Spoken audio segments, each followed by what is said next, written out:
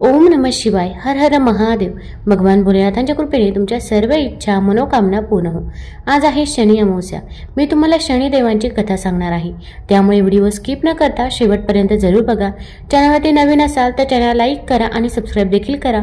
तसेच कमेंटमध्ये हर हर महादेव किंवा ओम शनिदेवाय नमः लिहायला विसरू नका, जेणेकरून आपल्याला भोलेनाथांचा आणि शनिदेवांचा देखील आशीर्वाद हा प्राप्त होईल. शनिदेव म्हणतात, साडेसाती लागल्यावर मी एका क्षणात कोणाला कसे गरीब बनवतो आणि एका क्षणात कसे श्रीमंत बनवतो, त्याचबद्दलची ही कथा आहे. खूप ज्ञानवर्धक कथा आहे, त्यामुळे तुम्ही शेवटपर्यंत जरूर बघा. असं म्हणतात की स्वर्गलोकामध्ये एके दिवशी शनिदेव आणि माता लक्ष्मी यांच्यामध्ये मतभेद चालू होता. लक्ष्मी माता म्हणू लागली मी श्रेष्ठ आहे, तर शनिदेव म्हणू लागले मी श्रेष्ठ आहे. दोघांमध्ये जेव्हा निर्णय होऊ शकला नाही की कोण श्रेष्ठ आहे, तेव्हा त्यांनी पृथ्वीवर जाऊन एखाद्या इमानदार राजाकडून त्यांचा न्याय करून घेण्याचा निर्णय घेतला. त्यावेळेला पृथ्वीवर प्रयागराज या ठिकाणी हर्षवर्धन नावाचा राजा राज्य करत होता. ते त्यांच्या न्यायासाठी खूप मोठ्या प्रमाणामध्ये प्रसिद्ध होते. शनिदेव आणि माता लक्ष्मी हर्षवर्धन राजाजवळ गेले आणि त्यांना त्यांची समस्या सांगितली. त्यांनी सांगितले की आम्हा दोघांमध्ये हे सिद्ध होत नाहीये की आमच्यामध्ये श्रेष्ठ कोण आहे. कृपया तुम्ही या गोष्टीचा निर्णय करा. शनिदेव आणि माता लक्ष्मीचं बोलणं ऐकून राजा हर्षवर्धन मोठ्या धर्मसंकटामध्ये अडकले. त्यांना समजतच नव्हतं की दोघांमध्ये मोठे कोणाला म्हणावं. जर शनिदेवाला मोठे सांगितले तर माता लक्ष्मी रुसेल आणि माता लक्ष्मी रुसली तर माझ्या राज्याची सर्व धनसंपत्ती नष्ट होऊन जाईल, आणि जर शनिदेवाला नाराज केलं तर शनिदेव त्यांचा कोप करून माझं पूर्ण राज्य नष्ट करून टाकेल. राजासाहेब निर्णय देताना विलंब करत आहेत हे पाहून शनिदेव आणि माता लक्ष्मी त्यांना 1 महिन्याचा अवधी देऊन तिथून निघून गेले. त्यांनी सांगितलं की आम्ही 1 महिन्यानंतर तुमच्या जवळ येऊ, तोपर्यंत तुम्ही तुमचा निर्णय तयार ठेवा.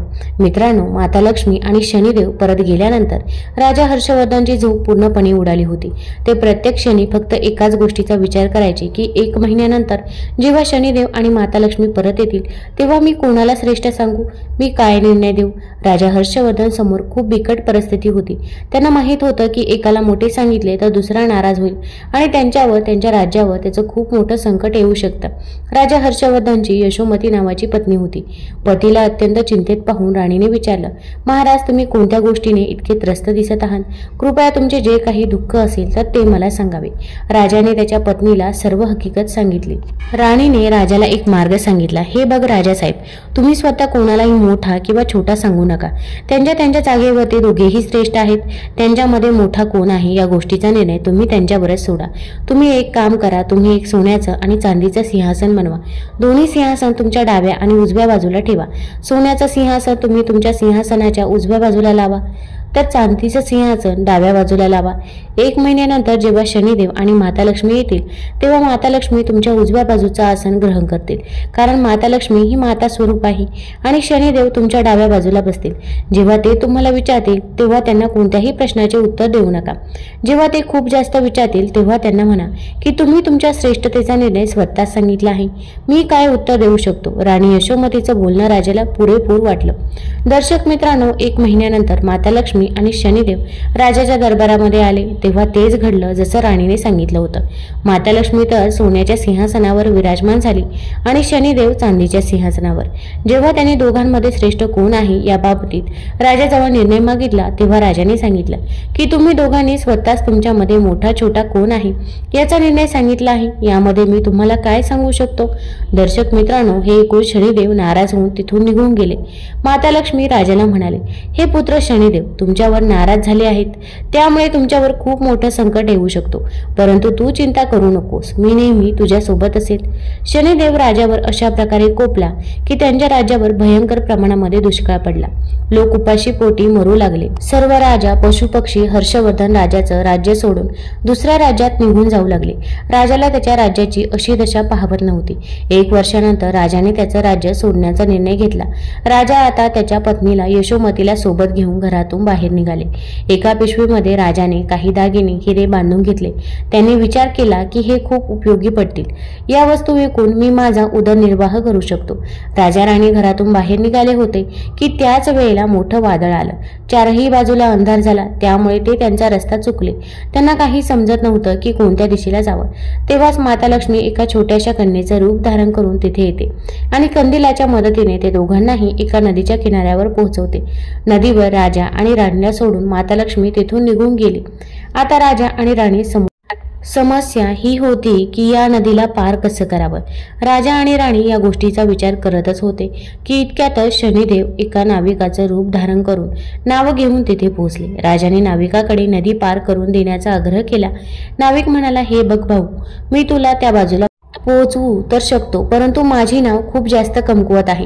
या नावेमध्ये एकदा फक्त एकच जण बसू शकतो। राजा म्हणाला, ठीक आहे, एकेकालाच पोहोचव दुसऱ्या किनारी। प्रथम नाविकाने राणीला दुसऱ्या किनाऱ्यावर पोहोचवले, त्यानंतर राजाला घेऊन गेला।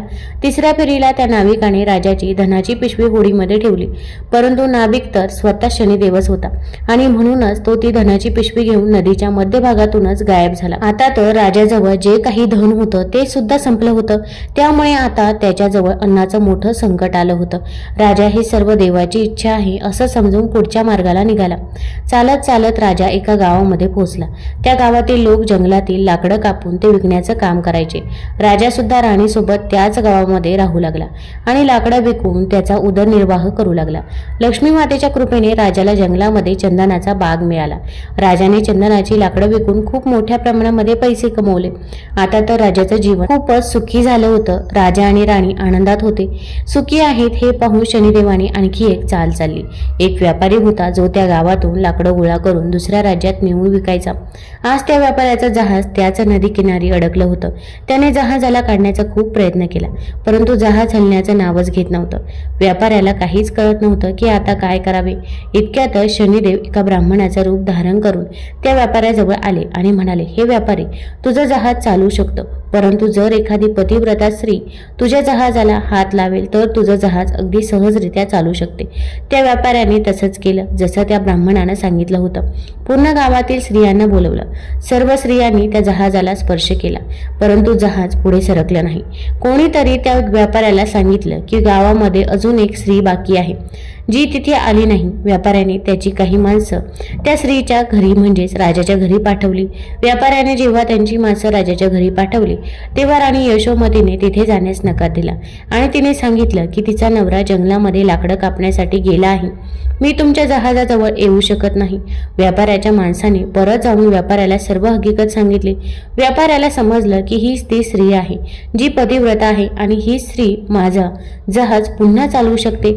संध्याकाळी पुन्हा त्या व्यापाऱ्याने त्याची माणसं यशोमतीच्या घरी पाठवली। तेव्हा राजा हर्षवर्धन घरीच होता आणि त्यामुळे त्यांनी व्यापाऱ्याचं निमंत्रण स्वीकार केलं। जेव्हा व्यापाऱ्याने राणीला सांगितलं की तुम्ही जहाजाला स्पर्श करा ज्यामुळे आमचं जहाज चालू शकेल, तेव्हा राणीने पतीची अनुमती घेऊन जहाजाला स्पर्श केला। राणी यशोमतीचा स्पर्श होता जहाज चालू लागलं। हे पाहून व्यापाऱ्याच्या मनामध्ये पाप निर्माण झालं। त्याने विचार केला की मी जर हिला माझ्यासोबत घेतलं तर माझा खूपच फायदा होईल। ही स्त्री खूपच सुंदर आहे आणि जर माझं जहाज पुढे कुठे अडकलं तर तिच्या स्पर्शाने मी पुन्हा तिथून तो काढू शकतो। असा विचार करून व्यापाऱ्याने यशोमतीला त्याच्या जहाजामध्ये ओढले आणि जहाज घेऊन तिथून निघून गेला। राजा हर्षवर्धन फक्त ओरडत होता, परंतु तेवढ्यात ते जहाज खूप दूरवर गेलं होतं। राणी यशोमती अत्यंत सुंदर होती। तिला पाहून व्यापाऱ्याच्या मनात पाप जागृत झालं। तो तिला त्याची पत्नी बनवू इच्छित होता। राणी यशोमतीने व्यापाऱ्याच्या त्रासाला कंटाळून सूर्यदेवाला प्रार्थना केली की तिला तिच्या पतिव्रता धर्माची रक्षा करण्यासाठी शरीरावर कोडं येऊ दे। राणी यशोमतीची प्रार्थना सूर्यदेवाने ऐकली। त्याच वेळेला राणी यशोमतीच्या शरीरावर कोडं फुटलं आणि अचानकच राणी यशोमती कुरूप दिसू लागली।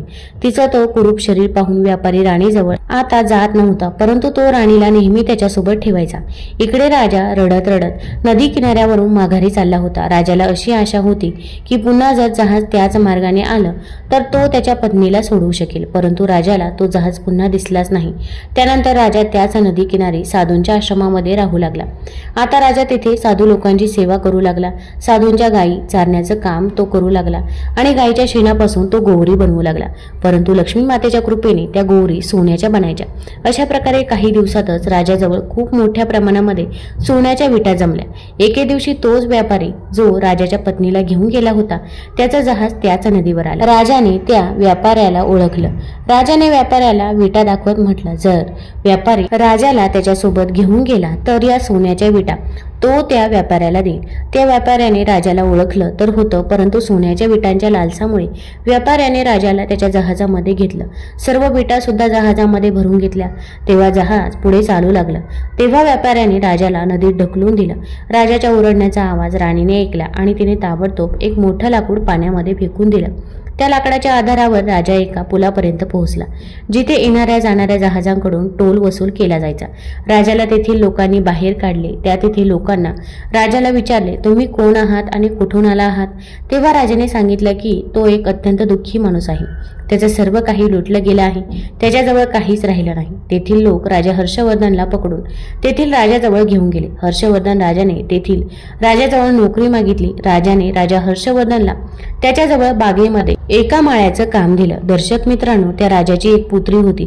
तिच्यासाठी नित्यनियमाने सुंदर फुलांचा गजरा एक माळीण घेऊन यायची। एके दिवशी राजकुमारीने माळणीला विचारलं की हल्ली गजरे कोण बनवत असतो? खूपच सुंदर गजरे असतात। माळिणीने राजकुमारीला सांगितलं की एक नवीन नोकर आला आहे जो खूपच सुंदर गजरे बनवतो। राजकुमारीने त्या नोकराला पाहण्याची इच्छा व्यक्त केली। जेव्हा तिने राजा हर्षवर्धनला पाहिलं तेव्हा राजकुमारी त्याच्यावर मोहित झाली आणि राजासोबतच विवाह करण्याचा तिने हट्ट धरला। तिला राजाने खूप नकार दिला, परंतु जेव्हा राजकुमारी ऐकत नाही हे राजाला समजलं तेव्हा त्याने नाईलाजाने दोघांचं लग्न लावून दिलं आणि जंगलामध्ये एक घर त्यांना राहायला दिलं। हळूहळू वेळ पुढे सरकू लागला। काही दिवस असेच निघून गेले। तेव्हा राजा हर्षवर्धन राजकुमारीला म्हणाला, असं नुसतं बसून राहणं मला आवडत नाही। तू तुझ्या वडिलांना सांग की मला जहाजांचा टोल वसूल करण्याचा करार मिळवून दे।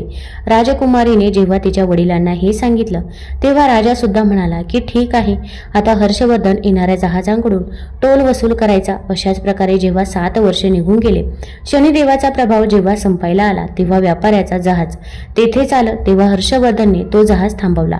व्यापाऱ्याला हे पाहून खूप राग आला। तो ताबडतोब तक्रार घेऊन राजाजवळ पोहोचला। राजाने जेव्हा हर्षवर्धनला विचारलं की त्याने व्यापाऱ्याचं जहाज का जाऊ दिलं नाही, तेव्हा हर्षवर्धनने सांगितलं, महाराज, या व्यापाऱ्याने माझ्या सोन्याच्या विटा घेतल्या आहेत। हा माझ्या सोन्याच्या विटा देत नाही। राजा म्हणाला, तुझ्याकडे काय पुरावा आहे की या व्यापाऱ्याजवळ ज्या विटा आहेत त्या तुझ्याच आहे? तेव्हा हर्षवर्धन म्हणाला, महाराज, तुम्ही याला दरबारात सर्वांसमोर बोलवा। त्या विटा एका बाजूने जोडल्या गेलेल्या आहेत। जर तो व्यापारी त्या विटा खोलू शकला तर त्या सर्व विटा त्याच्या, आणि जर तो त्या विटा खोलू शकला नाही तर त्या विटा मी उघडून दाखवेल। व्यापारी त्या सर्व विटा दरबारात घेऊन आला। राजा व्यापाऱ्याला म्हणाला, जर या विटा तुझ्या असतील तर तू या विटा उघडून दाखव, आणि जर तू या विटा उघडू शकला नाहीस तर तुझ्याकडून या विटा घेण्यात येतील। दर्शक मित्रांनो, तो व्यापारी संध्याकाळपर्यंत त्या विटा उघडण्याचा प्रयत्न करत होता, परंतु त्याच्याकडून एक सुद्धा वीट उघडली गेली नाही। शेवटी जेव्हा रात्र व्हायला आली तेव्हा राजाचा जावई हर्षवर्धन याची वेळ आली आणि त्याने काही क्षणातच ती वीट उघडून दाखवली।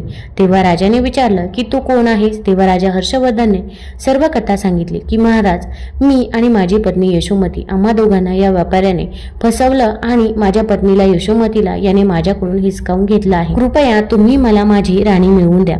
दर्शक मित्रांनो, राजाने व्यापाऱ्याला सांगून ताबडतोब यशोमतीला आणण्यास सांगितलं आणि व्यापाऱ्याला पकडून त्याला कठोर शिक्षा सुनावण्यात आली। राणी यशोमतीने पुन्हा सूर्यदेवासमोर प्रार्थना केली की माझं पूर्वीचं रूप मला परत करावं। दर्शक मित्रांनो, भगवान सूर्यदेवाच्या कृपेने राणी पुन्हा सुंदर झाली। राजाने आदरपूर्वक हर्षवर्धन राजाला खूप मोठ्या प्रमाणामध्ये धनदौलत देऊन त्याचा निरोप घेतला। राजा पुन्हा त्याच्या राज्यात परत आला आणि पुन्हा राजसिंहासनावर विराजमान झाला। एके दिवशी शनिदेव आणि माता लक्ष्मी तिथे प्रकट झाले। शनिदेवाने राजा हर्षवर्धनला म्हटलं, राजन, आम्हा दोघांची स्पर्धा तर एक निमित्त होतं। आम्ही तुमच्या सत्याची परीक्षा घेऊ इच्छित होतो। आता मी तुम्हाला सांगतो की असे कोणते लोक आहे ज्यांचा नाश कधीच होत नाही। नंबर 1, विपत्तीमध्ये सुद्धा जो धर्माचा आणि सत्याचा मार्ग सोडत नाही त्यांचा कधीच नाश होत नाही। कठीण प्रसंगात देवता सुद्धा त्याची मदत करतात। नंबर 2, गरिबी आल्यावर सुद्धा जो व्यक्ती अन्यायाचा मार्ग स्वीकारत नाही, पापी मार्गाने जो धन कमवत नाही, असा व्यक्ती देवतांचा सदैव कृपापात्र ठरतो। मी त्याचं कधीच वाईट करत नाही। त्याचबरोबर अशा व्यक्तीवर माता लक्ष्मीची कृपा सदैव टिकून राहते। नंबर 3, धनसंपत्ती आल्यानंतर सुद्धा जो त्याचा अभिमान, त्याचा गर्व करत नाही, गुरुजनांचा, दीनदुबळ्यांचा जो अपमान करत नाही, मी त्यांचा कधीच वाईट करत नाही। मी नेहमीच त्यांची मदत करत असतो। माझ्या कृपेने लोक क्षणातच धनवान बनतात आणि क्षणातच कंगाल सुद्धा बनतात। त्यानंतर शनिदेवाने त्या राजाला आशीर्वाद दिला की तुझं राज्य आता संपन्न होऊन जाईल। धनधान्याची, दौलतीची तुझ्या राज्यामध्ये कोणत्याही प्रकारची कमतरता नसेल, तुझी प्रजा नेहमी आनंदात असेल आणि कधीच दुःख दारिद्र्यात तुझ्या राज्यावर येणार नाही. राजाला वरदान देऊन शनिदेव आणि माता लक्ष्मी तेथून निघून गेली. कहाणी संपत शनिवारची. एका परमेश्वरा शनिदेवा तुमची कहाणी. आटपाट नगर होतं. तिथं एक आपला गरीब ब्राह्मण राहत होता. त्याला 3 सुना होत्या. पावसाळ्याच्या दिवशी तो लवकर उठे, सकाळी जेवी, लेकी सुनांना सुद्धा शेतावर घेऊन जाई, धाकट्या सुनेला मात्र घरी ठेवी.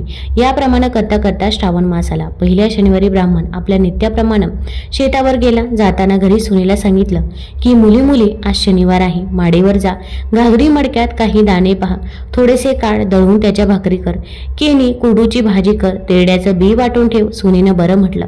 माडीवर दाणे पाहू लागली. अर्ध्या भाकरीपुरते दाणे निघाले, तेवढेच तिने दळले. त्याच्या लहान लहान भाकऱ्या केल्या, केनी कुरडूची भाजी केली, तेरड्याचं बी वाटलं आणि सासू सासऱ्यांची वाट पाहत बसली. इतक्यात तिथे शनिदेव कुष्ट्याचं रूपानं आले आणि म्हणाले, बाई बाई, माझं सर्व अंग ठणकत आहे, माझ्या अंगाला तेल लाव, ऊन पाण्यानं अंघोळ घाल, काहीतरी खायला दे. तिला त्याची दया आली. बरं म्हणाली. घरात गेली. 4 तेलाचे थेंब घेतले, त्याच्या अंगाला तेल लावलं, वाटलेलं बी लावून ऊन पाण्यानं अंघोळ घातली, भाकरी खाऊ घातली, त्याचा आत्मा थंड केला. तसा कुष्ट्यानं तिला आशीर्वाद दिला. तो काय दिला, तुला काही कमी पडणार नाही म्हणून म्हणाला. आपलं उष्ट वचनीला खोचलं व शनिदेव अदृश्य झाले. नंतर काही वेळानं घरी सासू सासरे दिरा जावा आल्या. त्यांनी सर्व तयारी उत्तम पाहिली, संतोषी झाल्या. आपल्या घरात तर काहीच नव्हतं, मग हे असं कशानं झालं म्हणून आश्चर्य करू लागली. दुसऱ्या शनिवारी ब्राह्मणानं दुसऱ्या सुनेला घरी ठेवलं. सगळी माणसं घेऊन शेतावर गेला. इकडे काय मौज झाली. शनिदेवानी मागच्यासारखं कुष्ट्याचं रूप घेतलं. ब्राह्मणाच्या घरी आले. मागच्यासारखं मला न्हाऊ घाल, माखू घाल म्हणून म्हणू लागले. ब्राह्मणाची सून घरी होती. ती त्याच्याशी बोलू लागली. बाबा, आम्ही काय करावं, आमच्याजवळ काही नाही. देव म्हणाले, जे असेल त्यातलंच थोडंसं मला दे. ब्राह्मणाची सून माझ्याजवळ काही नाही म्हणू लागली. देव म्हणाले, बरं तर मग तुझ्याजवळ असल तरी नाहीसं होईल, असा शाप त्यांनी दिला. मी अंतर्धान पावले. ब्राह्मणाची सून माडीवर गेली. हंडी मडकी पाहू लागली. तिला काहीच सापडलं नाही. संध्याकाळ झाली. तो सासू सासरे घरी आले. सर्व तयारी पाहू लागले. तो त्यांना काहीच दिसेना. मग सुनेला राग भरली. सुनेला झालेली हकीकत सांगितली. पुढे तिसरा शनिवार आला. ब्राह्मणानं तिसऱ्या सुनेला घरी ठेवलं. जेवणाची तयारी चांगली कर म्हणून सांगितलं. आपण उठून शेतावर गेला. इकडे मागच्यासारखे शनिदेव आले. ब्राह्मणाच्या सुनेला अंगाला तेल लाव म्हणू लागले. तिनं दुसऱ्या जावेसारखा जबाब दिला. देवानं तिला पूर्वीसारखा शाप दिला आणि ते अंतर्धान पावले. पुढं काय झालं, काही वेळाने सासू सासरे घरी आले. जेवणाची तयारी पाहू लागले. तो तिथं काहीच दिसेना. मग त्यांनी सुनेला विचारलं. मागच्यासारखीच हकीकत ऐकली. सगळ्यांना उपवास झाला. मनात फार खिन्न झाले. पुढे 4था शनिवार आला. ब्राह्मणानं धाकट्या सुनेला घरी ठेवलं. पहिल्यासारखी आज्ञा केली आणि तो तिथून निघून शेतावर गेला. इकडे शनिदेवानं काय केलं, गलित कुष्ट्याचं रूप धरलं. ब्राह्मणाच्या घरी आला. सुनेला म्हणू लागला, बाई बाई, माझं अंग ठणकत आहे, त्याला थोडं तेल लाव.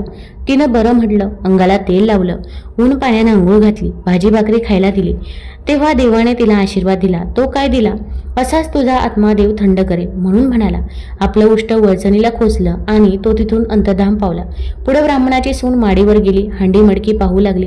डाळ दाणा दृष्टीस पडला. तो काढला. तिने चांगला स्वयंपाक केला आणि सासू सासऱ्यांची वाट पाहत बसली. इतक्यात सासू सासरे आले. सुनेनं सांगितलं, सगळी तयारी झाली आहे. नहायला तेल आहे, टाकळ्याची चोखणी आहे, आंघोळीला ऊन पाणी आहे, जेवायला बाजरीची भाकरी आहे, तोंडी लावायला केनी कुरडूची भाजी आहे. सासू सासऱ्यांना आनंद झाला. आपल्या घरात तर काही नव्हतं आणि इतकं सामान कुठून आणलंस म्हणून तिला विचारलं. तिनं कुष्ट्याची हकीकत सांगितली. दिलेला आशीर्वाद सांगितला. सासऱ्यांना आनंद झाला. इतक्यात काय चमत्कार झाला. सासू सासऱ्यांची दृष्टी वळचणीकडे गेली. तिथं काही खोचलेलं दृष्टीस पडलं. त्यांनी ते सोडून पाहिलं. तो पतरवाळीत हिरे मोती दृष्टीस पडले. सुनेला दाखवली. याच पतरवाळीवर तो कुष्टी जेवला म्हणून तिनं सांगितलं. सासरा म्हणाला, देवानं मुलीला आशीर्वाद दिलं, दर्शन दिलं. पुढे दुसऱ्या सुनास हकीकत विचारली. त्यांनी तो 2 वेळा आला होता म्हणून सांगितलं. आम्ही त्याला काही दिलं नाही. त्याला त्याचा राग आला. नंतर त्यानं तुमच्याजवळ काहीच नसेल म्हणून सांगितलं आणि त्याच दिवशी हंड्या मडक्यातील दाणे नाहीसे झाले म्हणून 2 शनिवार आपणास उपवास पडला. पुढे सासऱ्याने शनिदेवाची प्रार्थना केली, मुलीला आशीर्वाद दिला व नेहमी शनिदेवाची पूजा करू लागले. जसा शनिदेव त्यांना प्रसन्न झाला तसा तुम्हा आम्हा हो. ही 60 उत्तराची कहाणी 5 उत्तरी सफळ संपूर्ण हो. तुम्हाला जर ही कथा आवडली असेल तर चॅनलला लाईक करा, सबस्क्राईब करा आणि आपल्या मित्रपरिवारासोबत जरूर शेअर करा. धन्यवाद.